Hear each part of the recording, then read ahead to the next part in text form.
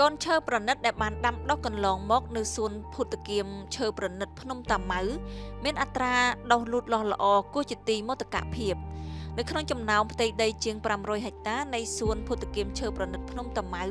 ដែលបានលូតលាស់ល្អក្នុងនោះជាអកុសលក៏មានចំការកូនឈើប្រណិតទំហំប្រហែលជា39ហិកតាត្រូវទទួលរងភ្លើងឆាបឆេះ2ឆ្នាំជាប់គ្នាដោយបណ្ដាលឲ្យកូនឈើនៅលើផ្ទៃដីទំហំប្រមាណជា39ហិកតានេះបានងាប់ស្ទើរតែទាំងស្រុងទោះបីជាមានការដាំជួសជាបន្តបន្ទាប់យ៉ាងណាក៏ដោយដើម្បីទប់ស្កាត់កុំឲ្យភ្លើងឆេះចំការកូនឈើនៅលើទីតាំងនេះជាថ្មីម្ដងទៀតក្រុមការងារបានជ្រើសរើសអនុវត្តវិធីសាស្ត្រកសិរុក្ខកម្មដោយមានដាំស្មៅក្រោមកូនឈើប្រណិតដែលត្រូវបានដាំជួស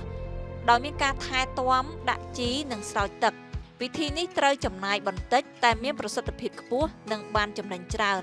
ដោយទី1គឺបានផលស្មៅសម្រាប់គុតគងសត្វព្រៃនៅឧទ្យានសួនភ្នំតាម៉ៅ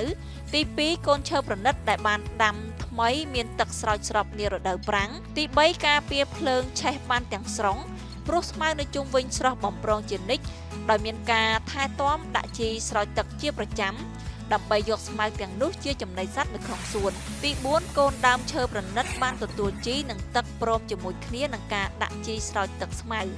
ទី5ផ្ទៃដីទីតាំងនោះត្រូវបានការពារពីការហូរច្រោះនារដូវវស្សាសូមជម្រាបផងដែរថាក្រុមការងារឧទ្យានសួនភ្នំតាម៉ៅពុំមានគំនិតក្នុងការបំលែងដីនេះទៅជាដីកសិកម្មអចិន្ត្រៃយ៍ក្រៅពីចំការឈើប្រណិតនោះទេ